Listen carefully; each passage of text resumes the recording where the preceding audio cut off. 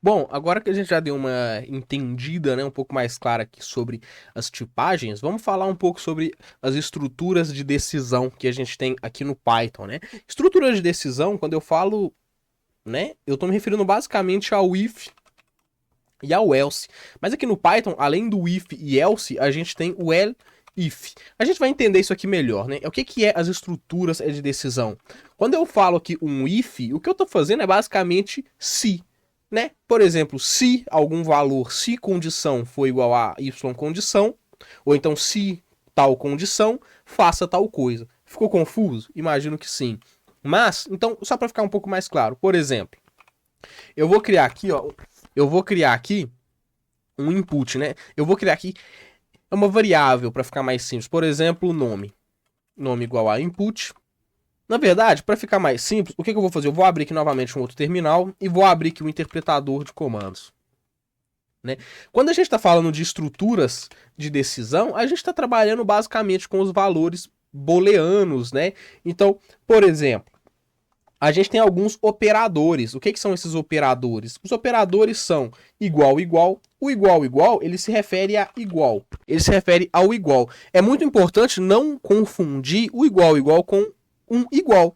Porque um igual é atribuição de valor. Igual a gente viu, né? É quando a gente cria uma variável aqui chamada nome, por exemplo, a gente está atribuindo o valor Messias à variável nome. Agora, o igual igual é uma verificação de equidade, né? Então, por exemplo,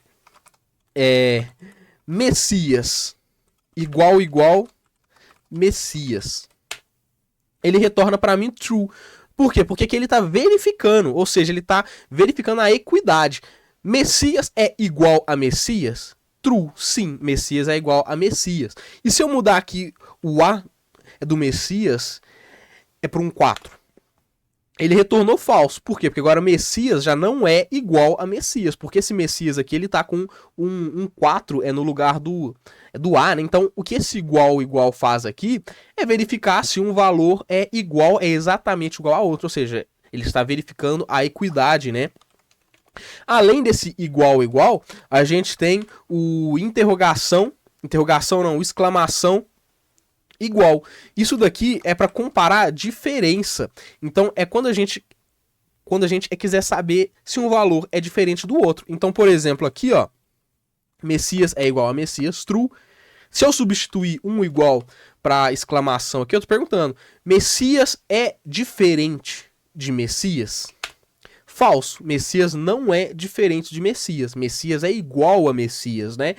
Messias com A é igual a Messias com ponto com ou seja, agora são valores diferentes, né, com o cifrão aqui.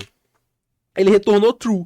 Por quê? Porque esses valores eles são diferentes, é isso é que eu tô perguntando. Esse valor ele é diferente desse outro valor? Além desses dois aqui, a gente tem o maior que e o menor que, né? Isso aqui a gente vai utilizar para trabalhar com números. Então, por exemplo, 25 é maior do que 10? Sim, 25 é maior do que 10. 10 é maior do que 10? Não, 10 não é maior do que 10. 10 é igual a 10? Sim, 10 é igual a 10. E o mesmo vale para o menor. 10 é menor do que 10? Não, 10 não é menor do que 10. Lembrando que a gente vai estar sempre comparando o primeiro valor com o segundo, certo? Então aqui, por exemplo, eu estou comparando o primeiro valor com o segundo. Eu não estou comparando o segundo com o primeiro. A pergunta é: o primeiro valor é menor do que o segundo valor? 9. 9 é menor do que 10? Sim, 9 é menor do que 10. Né? Além desses tipos aqui, a gente tem mais alguns? Tem.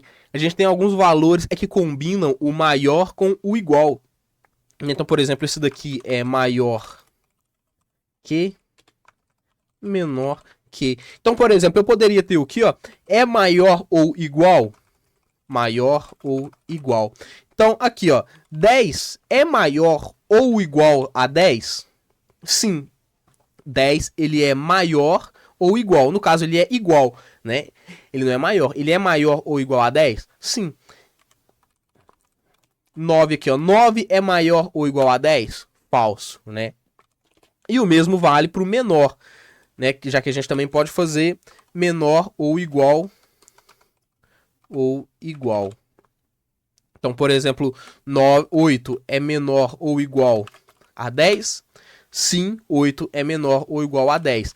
Tá, Messias, mas foda-se isso daqui. Onde que isso daqui vai ser útil pra gente, né? Quando a gente tá falando de estruturas de repetição, como o if, o else, quer dizer, quando a gente tá falando de estruturas de decisão, a gente está basicamente trabalhando com true e false, né? Então, por exemplo, quando eu faço um código aqui, ó, por exemplo, quando eu faço um código aqui idade. Idade eu vou atribuir o valor 15. O que eu vou fazer é, por exemplo, if idade, se a idade ela for igual a 18, por exemplo, ou seja, eu estou fazendo se idade igual a 18, então, lembra, se condição, qual que é a condição? Essa é a condição que eu criei, essa que é a sintaxe correta para se utilizar o if. E lembrando que no final de toda condição eu coloco 2 pontos. E aqui dentro do if, como assim dentro do if? Ou seja, aqui eu coloco 2 pontos, dou o enter e aperto o tab, né, que é para ele identar o meu código. Tudo que tiver com o tab aqui, eu estou entendendo que está dentro do if, ou seja, dentro daquela condição. Então, por exemplo, se o idade ele for igual a 18, eu posso dar um print aqui, ó, print pode beber. Então, olha o código aqui que eu criei. Se idade for igual a 18, print pode beber. Só que idade aqui eu atribuí a 15, né? Eu vou salvar o meu código, vou rodar ele. Ele não aconteceu nada. Por que é que ele não aconteceu nada? Porque ele rodou. Olha o que eu fiz. Idade igual a 15. Idade é igual a 18.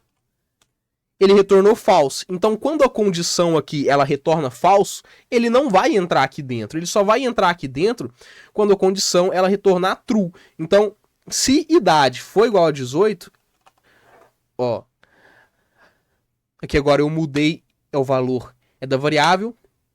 Quando a idade ela for exatamente igual a 18, ou seja, quando essa condição ela retornar true, aí sim ele vai executar o código que está identado. Salvei. Executei, ó, pode beber. E se eu quiser que o script ele faça algo caso a condição ela dê false, né? Porque aqui, por exemplo, a condição ela vai retornar falso, mas o código ele não faz nada. E se eu quiser que o código ele faça algo caso a condição retorne false, eu coloco um else. Else, 2 pontos. O else é caso a condição retorne falso. Então aqui dentro eu idento, né? Else, 2 pontos, identa. Coloco um print aqui. Não pode beber. E lembrando que aqui, ó, tudo que eu identar aqui vai ser considerado um código para ser executado em caso de condição. Então eu posso dar o enter aqui e identar várias coisas aqui, vários outros códigos aqui, que não tem problema. Agora, ó, se eu rodar, não pode beber, porque o código ali, ele interpretou isso. E eu posso deixar também o meu código um pouco mais dinâmico, para eu não ter que ficar editando isso aqui toda hora. Então, por exemplo, eu apago aqui o valor 1 e coloco um input. Então, input, digite sua idade. Vamos ver que eu vou salvar o meu código. Vou rodar ele. Digite a sua idade, 15, não pode beber. Eu vou editar ele aqui de novo, só para eu adicionar aqui 2 pontos e um espaço, para ficar bonitinho, né? Porque aqui ele ficou, tudo junto. Agora, digite a sua idade, 18, não pode beber. Ah, eu sei por quê. Eu sei por quê. Porque o que acontece? Quando eu uso a função input, tudo que eu digito aqui, ele interpreta como string, como texto. Então, olha aqui, ó, eu vou mostrar aqui. No Python, a gente tem uma outra função que chama o type. O type, ele serve justamente para a gente ver os tipos, né? Então, por exemplo, aqui, se eu coloco um número, é um inteiro. Se eu coloco um texto, é uma string, né? Se eu coloco um valor aqui true, é um booleano. O type ele serve para a gente ver o tipo. Então, por exemplo, se eu faço aqui, ó, teste igual a input, digite algo. Eu vou rodar isso daqui, 2 pontos igual, vou rodar isso aqui. Ele pede, né, porque é para eu digitar algo, alguma coisa. Ok, não aconteceu nada. Agora, se eu faço o type aqui do teste, ó, string, né? Vou rodar o teste de novo, ó, teste, digite alguma coisa, só que agora eu vou colocar um número. Eu posso printar só para ver se lá dentro do teste tem um número. Ó, tem um número 15. Só que se eu passo o type teste, ele tá entendendo isso como uma string, ele não tá entendendo isso como um inteiro, como um número. Por quê? Porque a função aqui, ó, do input, automaticamente, tudo que eu passar aqui, ele converte isso para uma string, independente do valor é que eu digito. Então, se eu digitar aqui, por exemplo, um número quebrado, 15.6, se eu pegar o tipo disso, type test, ele pega aqui o tipo string. Se eu passar aqui um valor booleano, true, ele vai interpretar isso como uma string. Como que a gente resolve esse problema? A gente pode tentar converter o número, forçar a conversão do valor. Então, a gente consegue, vocês lembram, é que quando eu estava falando lá na aula de tipagem, a gente viu str, int, bool. Tudo isso daqui são funções que a gente pode usar para converter valores. Então, por exemplo, se eu quero converter um valor para inteiro, é só eu chamar a função int. Se eu quero converter um valor para texto, eu posso chamar a função int. Então, por exemplo, olha isso daqui, ó. Então, olha aqui, ó. Type 15 é uma string, né? Mas se eu chamo a função int aqui, ó, ele converte para inteiro, né? Ou seja, ele converteu esse texto aqui para inteiro. Lembrando que eu só vou conseguir converter para inteiro o que de fato for possível ser feita essa conversão. Por exemplo, eu não posso tentar converter para inteiro aqui o valor teste, né? Porque ele não consegue converter letras para números. Então a gente tem que ter uma questão assim, de bom senso. E o que eu posso fazer é isso. Por exemplo, eu venho aqui, ó, e converto int. Ou seja, tudo que eu digitar aqui vai ser automaticamente convertido para inteiros, para números. E é o que eu posso fazer aqui. Vamos ver se agora o nosso script ele vai funcionar. Rodar o script. Digite a idade 15, não pode beber. Digite a idade 18, pode beber. Ó, agora nosso código ele deu certo. Só que um outro problema aqui, se eu colocar 20, ele fala que eu não posso beber, né? Então, o operador lógico mais lógico para a gente usar nesse código é o igual, é o mais igual. Por quê? Porque aqui a gente fez um código para saber se a pessoa ela pode ou não beber. E se a pessoa ela pode ou não beber, ela tem que ter 18 ou mais, né? Então, se ela tiver 18 ou mais, ela pode beber. Então aqui agora, mais igual, eu vou salvar o código, vou rodar ele. Se eu colocar 18, pode beber. Se eu colocar 29, pode beber. Se eu colocar um valor menor, não pode beber. Então, é basicamente assim que a gente lida com os operadores. Ah, tá, antes que eu esqueça, né? A gente tem o elif. O que é o elif? O elif é basicamente um segundo if que a gente coloca na nossa condição, né? Por exemplo, eu poderia muito bem fazer aqui dessa forma também. Por exemplo, eu vou mostrar uma outra forma de fazer esse código. Eu vou colocar igual 18, certo? Então, por exemplo, aqui, ó, se eu tiver 18 anos, eu posso beber. Se eu tiver 20, não posso. Por quê? Porque aqui eu estou usando o igual. Só que eu poderia colocar um outro if aqui. If idade for maior que 18, print, pode beber, entre aspas. Olha só, eu coloquei dois ifs, né? Um if, ele vai entrar caso seja exatamente igual a 18, e um outro if caso seja maior do que 18. Então, por exemplo, para ficar até mais simples, pode beber, tem 18 anos. pode beber, tem mais que 18 anos. É maior de 18. Python 3 de sua idade, ó, 20. Pode beber, é mais de 18. Eu pus mais, né? Era maior. Se eu colocar aqui agora 18 exato, print, ele tem 18. Então, essa é uma forma de fazer. Só que o que acontece? Criar um monte de if assim, if, idade e tal, ou seja, é uma forma não legal, tá? Isso aqui não é uma forma, vamos dizer assim, profissional, vamos dizer assim, é de se escrever código. Então, a gente evita criar um monte de ifs. Para evitar isso, a gente pode usar o elif, né? O elif, ele é uma maneira mais profissional. Por quê? Olha aqui, ó, eu vou só mudar isso daqui de elif para if. Olha o que acontece. Eu vou rodar isso daqui, ó. 18. Ele funcionou. Tem 18 anos. 20. Tem mais de 18. Qual que é a diferença? Porque ele executou da mesma forma, né? Qual que é a diferença? A diferença é que quando a gente coloca o elif, ele vai entender isso daqui como uma única função. Então, por exemplo, se ele identifica isso daqui como true, ou seja, se ele entra nessa função, automaticamente ele ignora isso daqui e não executa. Ele não vai nem verificar. Então, por exemplo, aqui, ó, quando ele viu que idade era igual a 18, ele já finalizou o código. Ele printou isso aqui para mim e finalizou o código. Quando eu coloco dessa forma assim, ele vai entender isso aqui como coisas separadas. Então, primeiro ele vai verificar se é que eu tenho...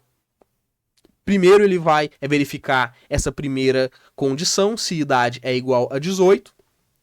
Se cair aqui, ele vai printar e depois ele vai chegar aqui embaixo e vai verificar de novo se idade é maior do que 18. Tem casos que a gente tem que botar dois ifs? Tem casos que a gente tem sim que botar dois ifs, mas a gente vai colocar dois ifs quando a gente estiver comparando e verificando funções ou coisas diferentes. Como a gente está verificando a mesma coisa, ou seja, a idade, uma forma é a gente usar o elif. Por quê? Porque aí ele vai checar a primeira condição. Se a primeira se a primeira condição for verdadeira, ele já mata o código e nem checa o resto, né? E aqui eu também poderia colocar o else, ó. Print não pode beber. Deixa eu só mudar, isso aqui é maior. E agora aqui, ó, 5. Não pode beber, porque ele caiu lá no else. 18. Pode beber, tem 18 anos. 20. Pode beber, é maior do que 18. Então, três formas, né? Vamos dizer assim, de fazer o mesmo código. Mas lembrando que para esse código aqui, uma forma, vamos dizer assim, para mais profissional de se fazer, seria utilizando um único if. Dessa forma aqui. Mas então é assim que a gente lida, é assim que a gente trata com estruturas de decisão aqui no Python.